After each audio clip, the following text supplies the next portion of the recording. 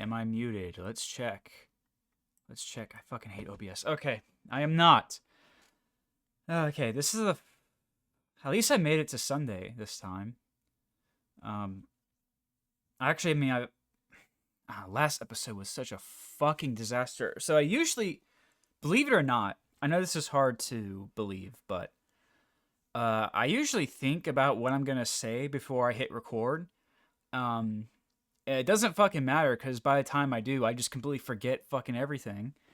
And that was very apparent last time because I meant to record it like a week in advance, well, a week before I actually did it. So I forgot fucking everything I wanted to say, and so it was just like a complete waste of time. But I just had to get rid of it. I just had to record it and put it in the book so I could just move on. It doesn't really matter, but hopefully this is going to be a more listenable experience. And I actually have some spiels I want to get to today. Some content, some not content, but like I have some things I want to get off my chest this week, but I'll give some updates to the project that is currently not disclosed to the public, but I have been making a lot of progress. Sorry, my chair's creaking.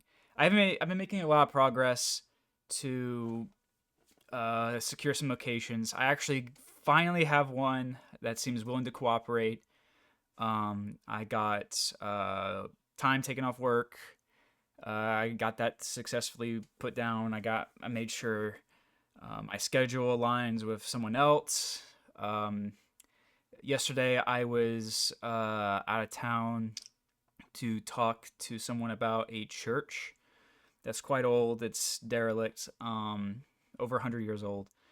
But he said he was gonna get back to me sometime this week. He was gonna talk to the deacon, but I'm hopeful that he did interrogate me because he was asking about the what that project actually is, and I told him it was a science fiction film, which is not wrong. That's not a lie. But he was asking. He seemed concerned that it was going to be a horror film, which it kind of is. But I mean, like when he's asking about a horror film, what he's thinking of is probably like a slasher or something satanic. It's nothing like that. So I just said it was science fiction because it is. I know that like that's a common thing with like churches. They don't want to be represented in a certain way in film. Even just like getting a camp to cooperate. There's like most of the camps around here are Christian, and so a lot of them didn't want to participate in my project because of that. But I remember Hellraiser 3 specifically was actually shot in Greensboro, North Carolina, and there's a scene that's in a church, and they couldn't find anyone that would let them film in it, and that was in the early 90s, and it was pretty understandable. Nowadays, you probably could. Nowadays, you could probably get you have drag queens painting rainbow dicks all over the fucking Canterbury Cathedral. That's a real thing, by the way. So I don't think anyone cares now, but I mean, he seemed to care. But I'm keeping my fingers crossed with that one, and I'm still waiting to hear back from 2 more.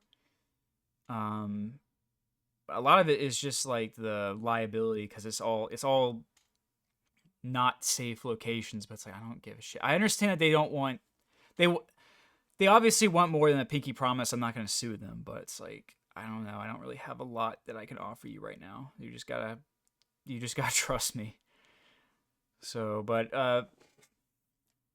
in regards to that, things are looking positive, and I'm feeling more prepared to start shooting soon. Again, resume shooting because I've technically been in principal photography for a while now, but okay.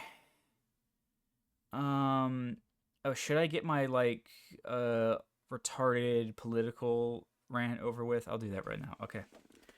I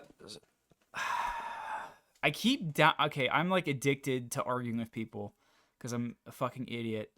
And Threads is the worst for that. I mean, I guess Blue Sky would probably be worse, but like, Blue Sky, it's like it's just mentally ill people. I understand. It's like Threads, it is like just, I mean, Threads is also full of mentally ill people, but like, holy shit, it's like, and I'm really like testing the limit of what I can say without getting reported on there, but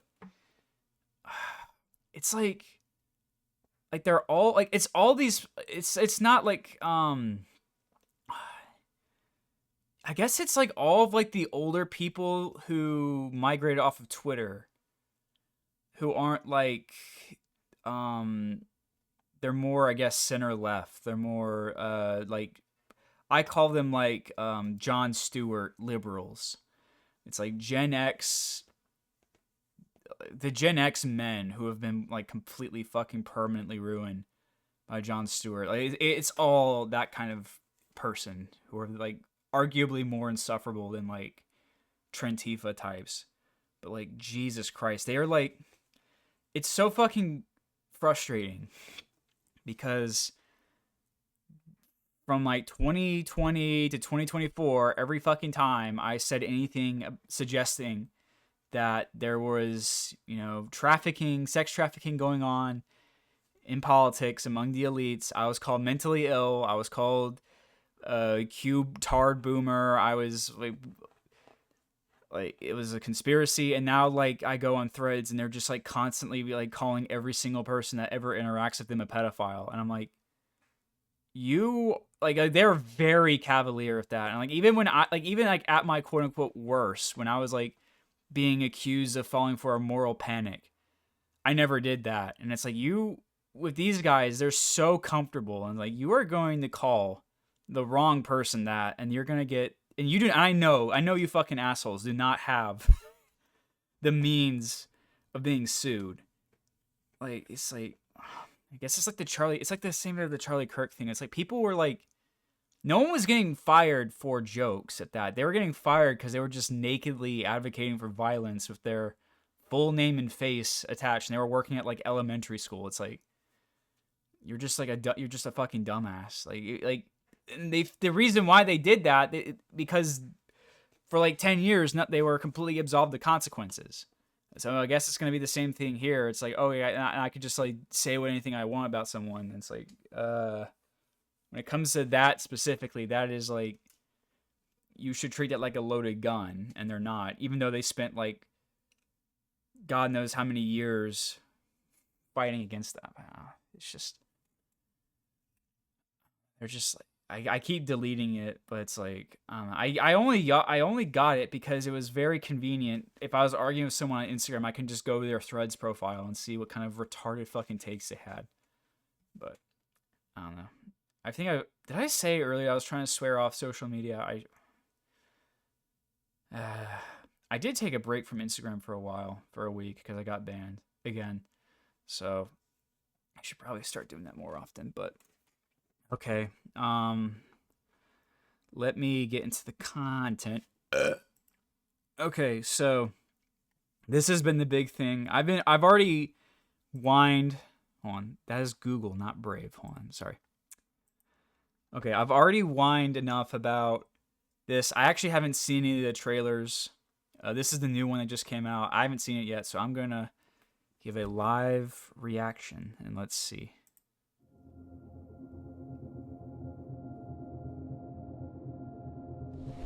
Tell me what you remember. A wife?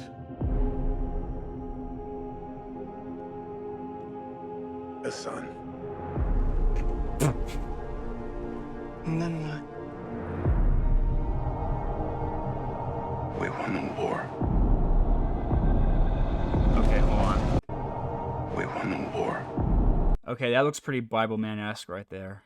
I was going to say, up until now, it didn't look terrible, but that, I don't know, you would think the lighting would help it out, but it looks very Power Rangers-esque there.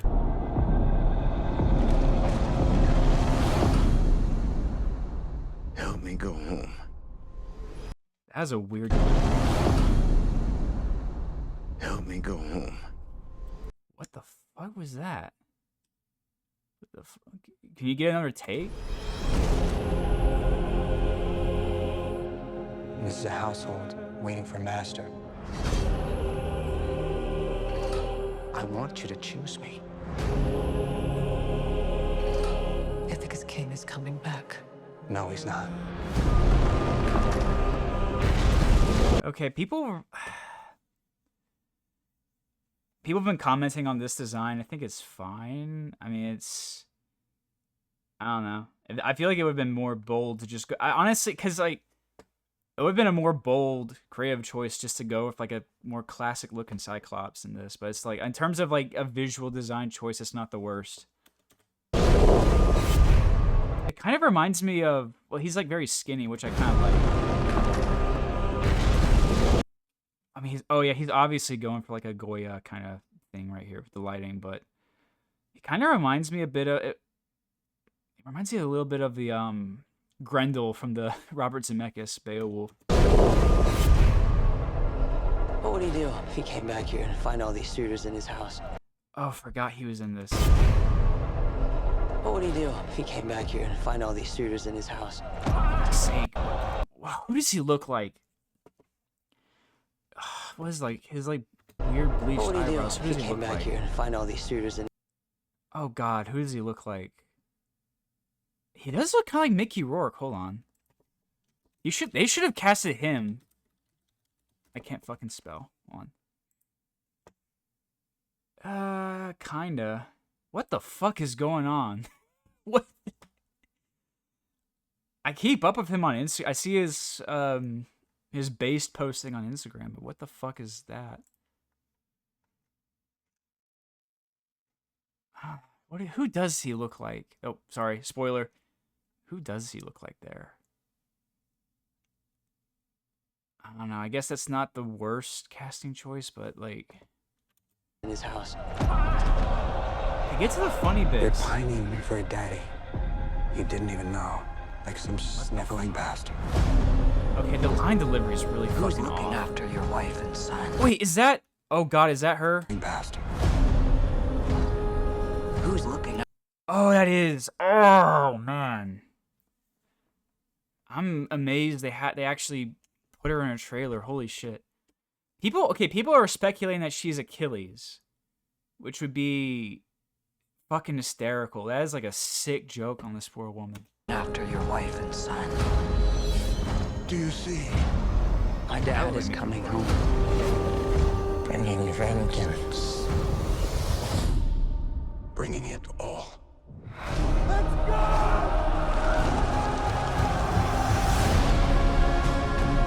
Okay, this. Oh my God. Okay, actually, it looks a little better in higher resolution, because when I first saw this, that still does not look very good. But when I first saw it, it deadass looked like fucking EVA foam. Oh, yeah. I mean, it looks more like metal there, but like the fucking spandex Under Armour. Are you fucking kidding me? People were like actually people were fucking defending this. I'm like, are you serious? Oh, that did not, hold on. Go back. Ooh, yeah. There's no... The helmets look fucking terrible. I don't know what they're going for. I need everyone at this party dead. I can still save them. You're a man who needs to control his fate. But you cannot control this. There's a lot of like... I know it's a big part of it. I mean, I'm familiar with the story. I know, but it's like they're showing a lot of Tom Holland in this. That world is gone. No one could stand between me and home. Not even the gods. Keep us straight!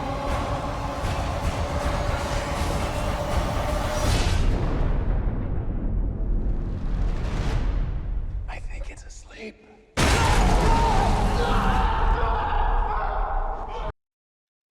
Okay, but those fucking Lee Strogians look... Sorry, I'm like zoning out. People were like justifying it, like I saw someone describe these as looking like, oh, I like the design. It looks like they cobbled together their armor. Like, what the fuck are you talking about? They all look the same. It's all one material. It doesn't look real. It's like this fucking spandex Under Armour's killing me. I need everyone. I mean, I guess it looks good. I don't know. Like, it doesn't really. The trailer inspires. Actually, I was expecting to be a lot more angry at this. Besides just like the shitty costumes and the. It really. I don't see this being as successful as Oppenheimer. Really. I mean, it's. Oh, let's look at the comments. This feels like an SNL edit, bruh.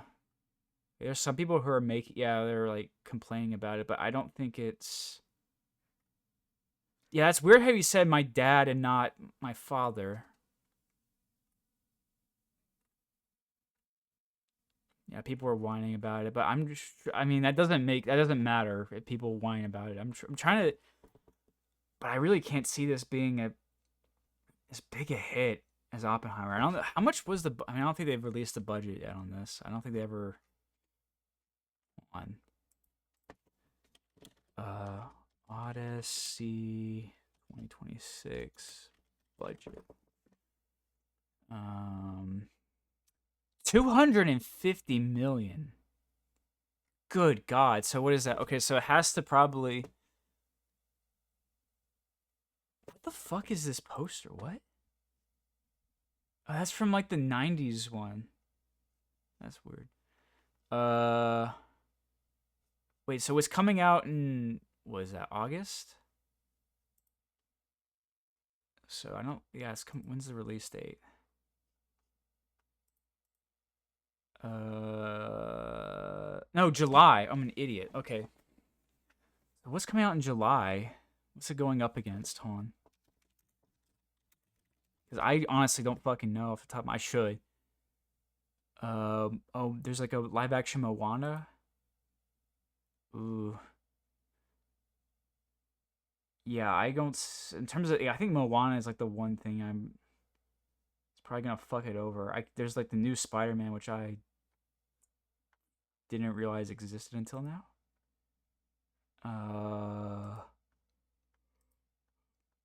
I guess it will probably do well by virtue that there's nothing fucking else really coming out. But I guess it's like these two are the ones that should be worried about.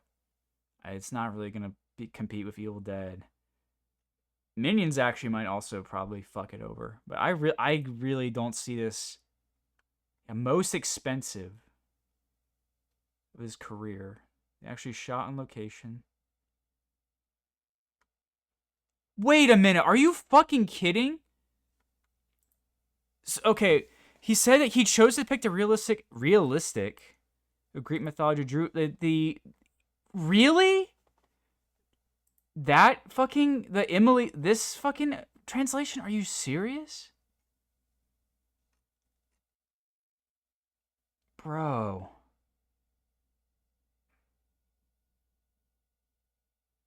Oh my God, why? Man, that's like more damning than fucking casting Emily Page, or not Emily Page, whatever fucking name is now. One. Oh, I forgot John Berthel's in this. Mia Goth is in this. How many fucking meme actors are you gonna cram into this thing? She sucks too. Ugh.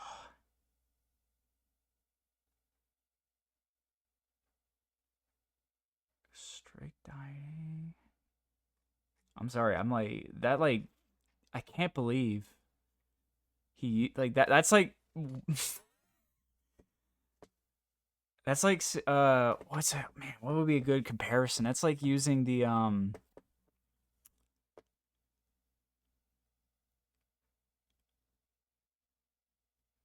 don't even know. I'm trying to think of a good analogy for that. Like, man, that is dire.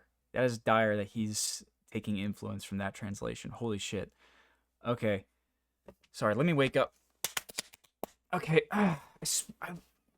I can't stay fucking awake for these things. Okay. Nolan and his wife, Emma Thomas.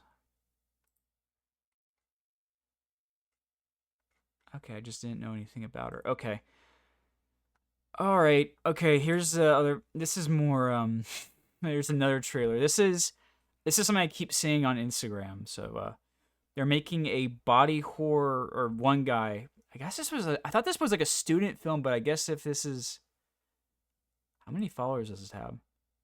1.3 million. Okay, so I guess this is like a real production.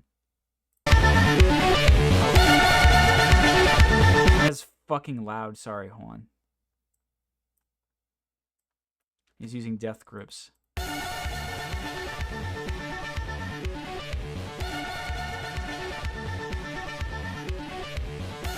Oh.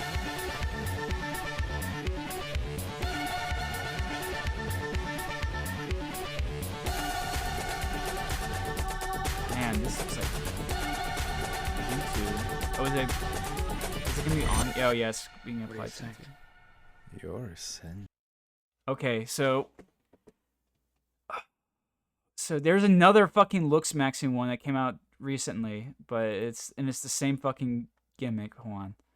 But this is just the, obviously this is just the substance. Let me see. There was can I not find?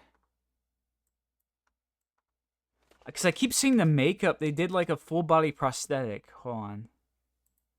Viral short. Oh, he's a net. Is he like a? Is there any?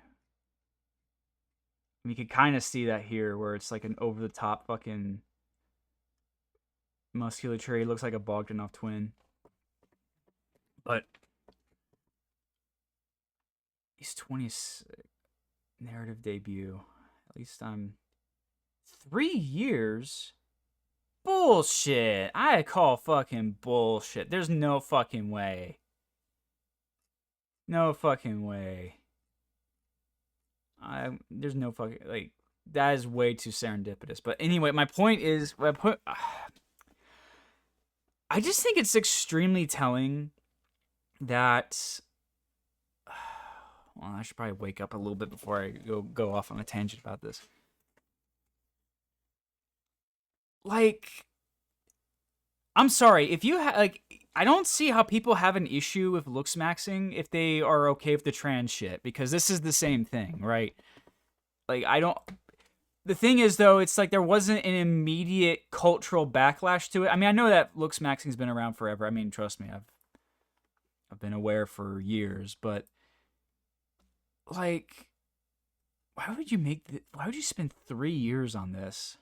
That's gonna be fucking irrelevant in 6 months. But no one made a fucking short film where they had a full body prosthetic of a guy with fake tits and a fucking axe wound, right? I just think it's like, when it's guys doing it, when it's fucking autistic guys who are trying to look more masculine, then suddenly it's a big fucking problem. But if there's that added dimension of gender, suddenly changes the whole fucking thing. But I just think it's very telling how, like, just immediately everyone's like, oh, and they're like, that's an actual moral panic, if anything. Dopamine depleted. But I should probably make my position on 𝐿𝐼𝐶𝐚𝐬𝐭 clear, is that I would say I agree with the kernel thesis of that movement, right? However, that doesn't mean that smashing your face with a hammer, like, he's like doing the bone smashing thing. I know that's been a meme forever, but like, where's the hammer? 3 years. When did The Substance come out? Hold on. That was 2024, right? Yes. There's no fucking way he started making this 3 years ago. No fucking way. Yeah, see, there's the hammer. The bone smashing thing was a joke, and then people fucking idiots took it seriously and started running with it. Now it's more recently, so there's no fucking way he was doing this for 3 years. It's a short film. How long is it gonna be? My friend. Does it say any premiered? What's the runtime on it? Hold on. run here, let's see. 15 minutes. Yeah, there's no fucking way. If you spent 3 years on a 15-minute short film that's not animated, I don't know what the fuck you're doing. There's a whole list. Oh yeah, there's that fucking movie. Purple Noon. I guess I didn't realize what that was about. Huh, interesting. Oh, wait. Oh, hold on. Oh, I thought this was a thread about the short film. I guess not. Yeah. This one's like even more low. This one definitely did not take 3 years. Hold on. He just like what? Area. Begin squint max. How would you even call this a short film? You find. Oh my god. This is like a fucking TikTok that's 3 minutes. Bro. Even calling that a short film's fucking insulting. At least this like kind of looks like they had something. He is just A but bricked up in what?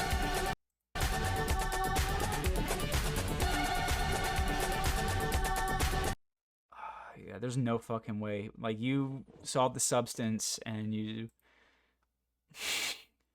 are trying to fucking comment on this shit that no one's gonna care about in a few years. Like, it's I just fucking hate people. Okay, let's see what I'm at time. Okay. I'm doing okay. I don't know what it is. I can't stay fucking awake for these things. I really need a co-host because I'm like dying doing this shit.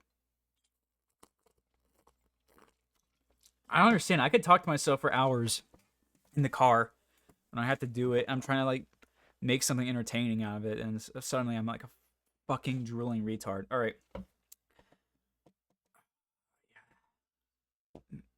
I just need a co-host, but that's not happening. All right. Okay, let me go ahead and explain what I'm doing. So I did this 3 years ago. For when I got to 2,000 on Letterboxd, starting at 1,900 to 2023, I would watch a film that corresponds with a year. So for 1,920, I watched them from 1920, and so on and so forth. Since I'm close to 4,000 now, I'm doing the same thing, but instead of 1,900, it's 3,900. So just add 2,000 to it. So I started that 2 weeks ago. I don't know when I plan on finishing it, but I'm currently at 1921. So I'm gonna go over what I've been watching. It's been pretty easy breezing through the 1900s because there's not really any features from there. But let me just quickly. Oh, let me pull up on my phone so I can say who directed it.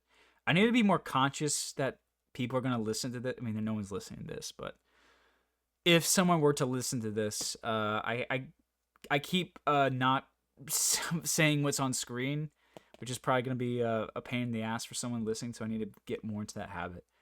So let me pull up the list on my phone so I can say who's the director. Okay. So the first one, I also went over this last episode, but I don't want anyone watching it, so I'm just going to do it again.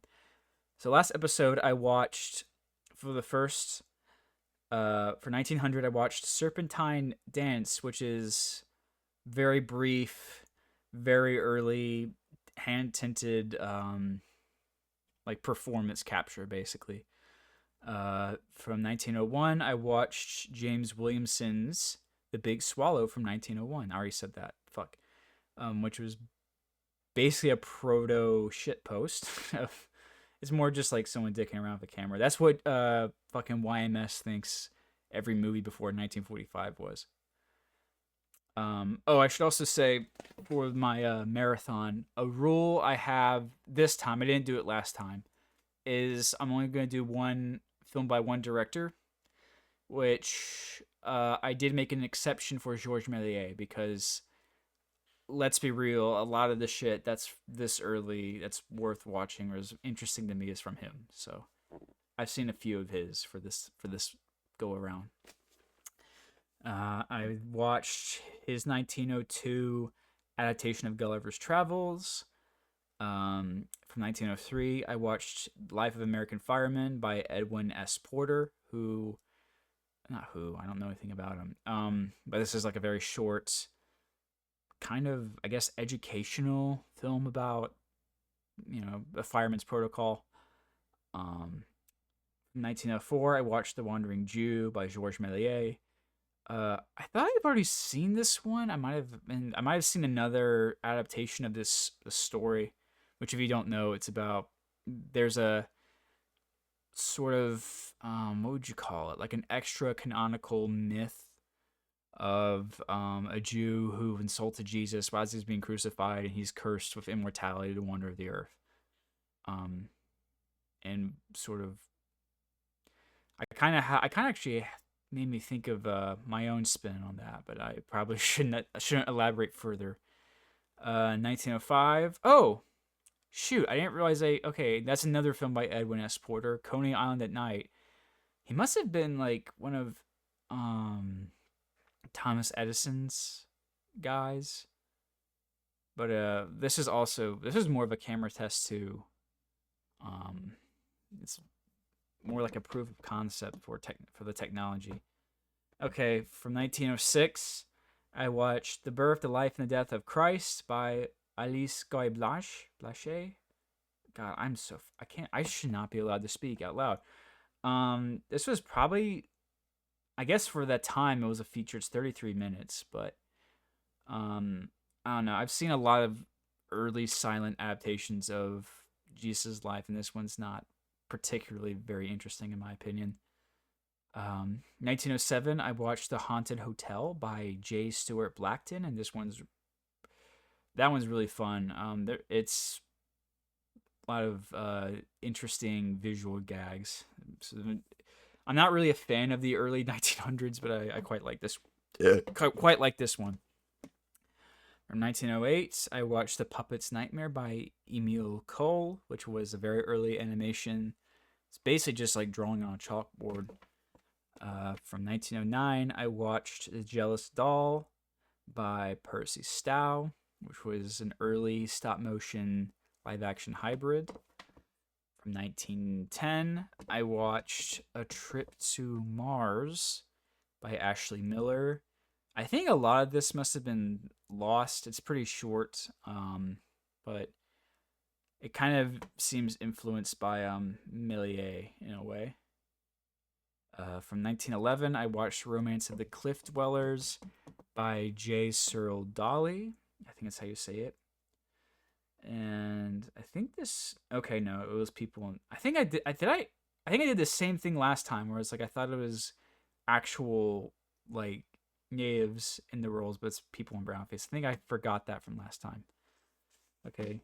From 1912, this was the last film from Méliès I watched, was Conquest of the Pole, which is probably one of my favorites by him. It's one of his longest, and it's one of his... This is pretty late in his career, but I think this was before his major decline, so this is probably him at his most ambitious during this time, but I quite like this one. From 1913, I watched The Student of Prague by Stellan Rye. I kept getting this mixed up because this got remade in 1926.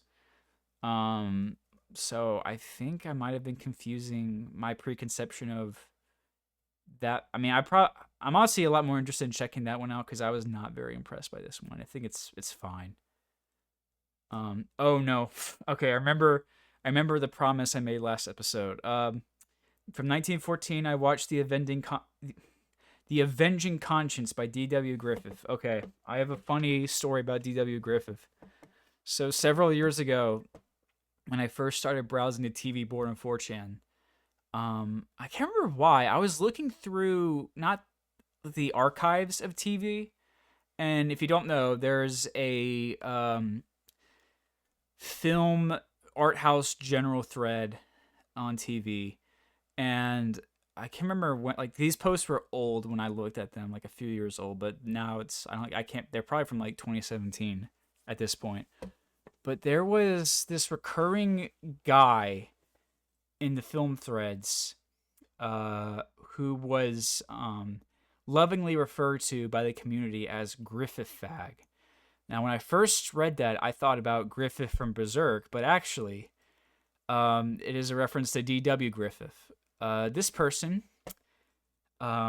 he is a black trans schizophrenic who worships D.W. Griffith. He compares every single film he's ever seen to D.W. Griffith.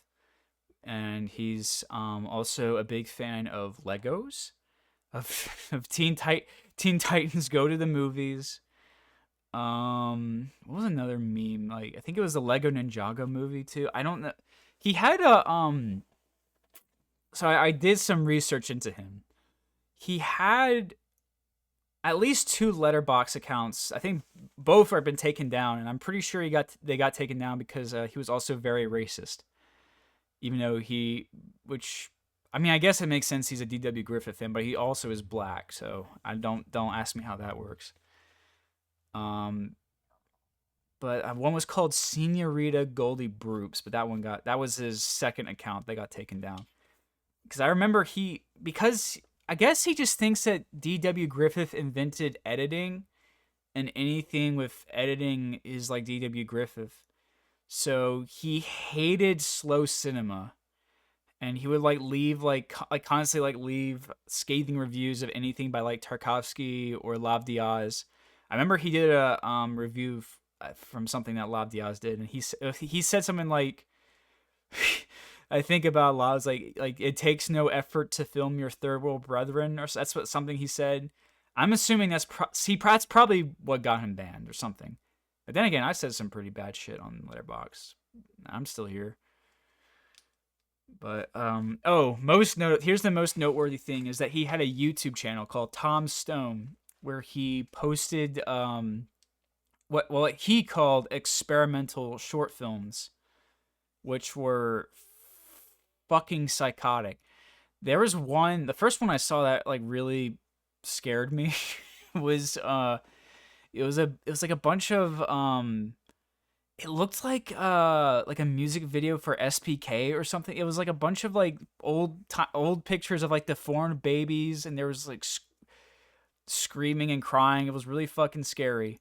But most of his short films were him dancing around naked. So yes, I have seen his penis, obviously.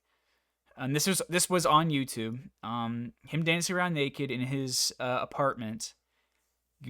And he would splice in scenes from other movies and superimpose text. There's one that I have saved on my old laptop. I need to get it back because there was a moment. I can't repeat what he said, what the text said in it, but it genuinely was one of the funniest things I've ever seen in my life. I was weeping. It was so fucking funny, but I wonder what happened to him because anyway, but when I first on 4chan, what he would do was that he would just write paragraphs and paragraphs about D.W. Griffith in every single thread, apropos of nothing, and no one would reply or engage with him whatsoever. And I guess that's how he became infamous on 4chan. But then I can't remember how I guess he must have linked his he must have linked his YouTube and Letterboxd account. That's probably how I found it. But I have not sseen anything of him in years, unfortunately, because I do miss Griffith Fag quite a bit. So I have that, and that is to say I have really nothing to say about the Avenging Conscience, but I will forever associate D.W. Griffith with that schizophrenic black tranny on 4chan. Okay. So from 1915, I watched The Hypocrites by Lois Weber. I've seen her previous film, Shoes. I think that might have been during the last marathon. I can't remember, but I also really quite like that one. There's a shot I really love from Shoes. Hold on. No, it's from 1916. Let's see. Where is it? Yes, I love this shot. This is like something I really enjoy about silent films is this kind of shit. It's very, very, very on the nose. It's not subtle at all, but and I really miss this kind of expressionism.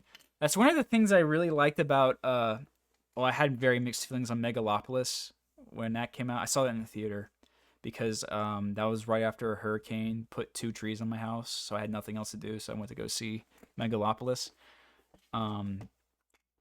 But there was some kind of shots in that reminded me of this, of like they were very obvious. They were poetic and expressionist, but in a very obvious and kind of bold way, which I enjoyed. So I kind of think about this image a lot, but this one's really great too. So I recommend it. I recommend both that and Shoes. From 1916, I watched The Warrior by Giovanni Pastroni. So apparently, after I watched this, apparently I learned of like a film series that I've already investigated without knowing. So the main character of this film is known as Machiste, who I think that's how you say it. But he's a recurring character throughout Italian silent cinema in different films, all played by the same actor. What's his name? Bartolomeo. Oh my fucking lord, Bartolomeo Pagano. That's his name. Fuck me. But so his character originally appeared in Cabiria, in blackface, naturally, but he was a slave in that film. But apparently he was that character was very popular, so they basically like gave him his own series where it's just like a big, tall, burly Italian man fighting people and throwing people around. I did watch another one called Machiste in Hell this past Halloween, which is also really, really fun. But I had no idea that it was like a recurring character. But there's quite a bit in this. So it's like this weird franchise I didn't hear about until, like, even though I've seen 3 from it. So that was pretty odd. From 1917, I watched Hilda Warren in Death by Joe May. That one's all right. It's premise is basically a young woman who says she never wants to die. She curses death, and in return, death basically inflicts, suffering upon everyone else in her life, and she has to grow old and witness it happening to her husband and her children. But it was alright. It's an early kind of, I guess this was German expressionist, but it's okay. I was wondering why like Joe May directed this. His name is actually Julius Otto Manuel. Okay, so it's not. I thought, I was like, why is like an American directed this? But it was not. Okay, from 1918, I watched The Ghost of Slumber Mountain by Willis H. O'Brien. I wanted to watch. I meant to watch a feature for 1918, but the only other one that I really wanted to watch was like a serial that was like 400 minutes long. So I was like, I might as well just watch this short. If you don't know Willis O'Brien, he would go on to do the stop motion for King Kong. So this was like, I guess, an early. I don't know if he made this some like. Let's see. Okay, yeah, he did it. Like this was like a pretty much like a independent, almost like student film he did. He has all of the technical credits. And from 1919, I watched Nerves by Robert Reinert. This one's all right, but it has some really great sequences, like some really, again, very expressionistic, poetic sequences. Mainly the prologue, and the rest of the film takes a more traditional narrative. But it's pretty historically relevant because it's, you know, German film from post World War One, and it's explicitly about like this atmosphere of mania and despair and anxiety. But it was all right. I've been having trouble with the silent films that I haven't faced this before, where usually it's like, okay, if I watch, I have to find them with English intertitles, but also a lot of the ones I keep finding online, they don't have an audio track, so I have to like add my own music, so it's not just painful silence. I can watch. I mean, I can watch like Stan Brakhage, his filmography without music, but when it's like a feature length narrative film, I kind of need something to listen to. And finally, from 1920, I watched Algol. Let me scroll down. Algol: The Tragedy of Power by Hans Werckmeister Harmonies. And honestly, if I were to describe the premise, it reminded me of Death Note, because it's an alien from the star Algol. He comes to Earth and he finds a poor coal miner, and he gives him basically a device that generates infinite energy. And really, I guess it reminded me a lot of just like, you know, the Shinigami giving Light the Death Note. It's like him like kind of observing the consequences of giving a human that kind of power. And obviously it's like, you know, a rise and fall of this man, which is all right. I mean, it was a lot of people kind of compared this to Metropolis. It's like a precursor to Metropolis. Definitely not as visually ambitious, but I mean, as you can see what I plan on watching, so spoiler of what I'm gonna cover next. But yeah, I need to watch Metropolis because I still haven't seen it. After I remember I tried to watch it when I was like 16, so a very long time ago, like 9 years ago. But I'll finally give it a watch. But honestly, like picking one movie to represent a year has been pretty difficult. Like I keep changing the list, so who knows? But that's where I'm at right now, and I will continue it until I get to 2026. So it is kind of last time. Yeah, like my least favorite time period was the 30s. I've had more of an appreciation for that decade since, so I'm looking forward to it more. But I mean, really, like I'm kind of just waiting to get to the 60s and 70s. But okay, I think that's it for tonight. I went for that quicker than I thought, but yeah, I'll see you next time, I guess. I guess yeah, I need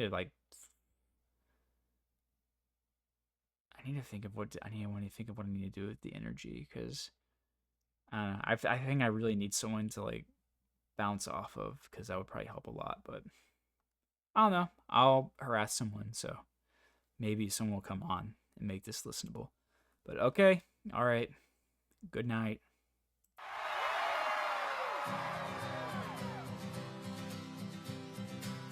Have you ever put butter on a Pop-Tart? It's so frickin' good. Have you ever put butter on a Pop-Tart? If you haven't, then I think you should.